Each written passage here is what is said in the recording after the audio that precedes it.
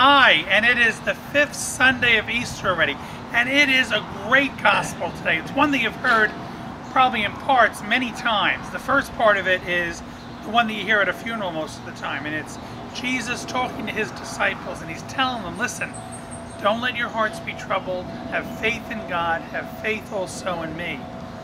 And he continues on to tell them that he's not going to be with them in the same way that they've always known him.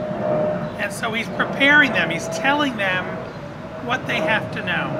And of course it's a great one because Thomas and all of his humanity is like, Lord, I don't know what you're talking about. How are we going to know where you're going? And I believe it was a very intimate moment between Jesus and Thomas. And he looked at Thomas and said, Thomas, listen to me. I am the way, the truth, and the life. And no one's going to come to the Father except through me. So remember that. The gospel continues with Philip even challenging him. And again, Jesus is saying to Philip, Philip, look at me. When you look at me, you see the Father. You know who the Father is because you have known me. Once again, Jesus is connecting him and the Father together. And it's very important because so often, I think even for all of us, we look at the Father as this almighty being, and it's sort of, he's untouchable. We don't even realize that he wants to do so much for us, that God the Father wants to serve us the way Jesus taught us when Jesus washed the feet of his disciples at the Last Supper. You know, when Jesus was with people and he served them and he helped them, that's the same thing that God wants to do for us. And so it's really taking a leap of faith this weekend as we listen to this gospel, right? And think of all the leaps of faith that we take every day of our lives when we say goodbye to a loved one who's going off to work, or our children that are going off to school, right? We kiss them and we hope they're going to be safe and we know that we're going to see them again. We take leap of faith all the time when we change where we're living and we go to another state, you know, we hope that we're going to get a job there, we're going to find someone to love and get married to. All leaps of faith happen in our lives, and yet our lives can be very challenging and difficult.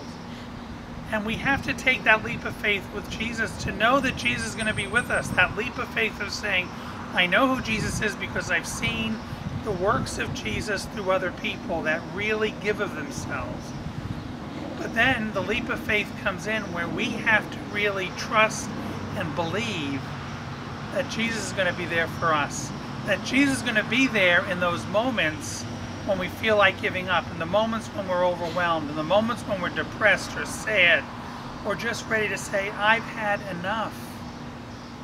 To be able to call out on Jesus' name and know that he is still walking with us, caring for us, forgiving us, and at times even carrying us.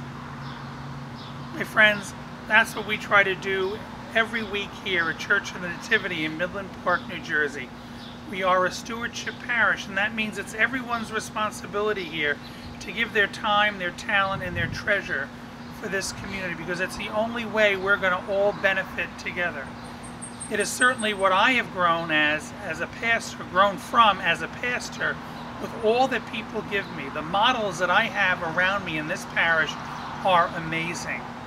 And they teach me so much of what it means to be a Christ follower. And they teach me what it means to be a pastor. So come, let's be part of it together. Listen, we have a great thing coming up this weekend. I know it's Memorial Day weekend coming up next weekend. The following week, not this weekend. The following weekend. But we're very excited because our own deacon, Reverend Mr. Emmanuel Agu, is going to be Father Emmanuel Agu. And on the 24th, Saturday of Memorial Day weekend, he's going to be ordained to the priesthood of Jesus Christ at the Cathedral Basilica in Newark at 12 noon. Very, very exciting. Emmanuel has been with us in this parish for almost 6 years. Since his first feet on U.S. soil, he has been here in Midland Park. So I encourage all of you to come out, because the next day, if you can't get down to the cathedral, 2 o'clock on Sunday, he's having his first Mass of Thanksgiving. And we would love to have as many people here as possible. I'd love to pack the church. So spread the word, bring anybody you want to that Mass. Let's show Emmanuel what he has meant to this parish for almost the last 6 years. God bless you and have a great weekend.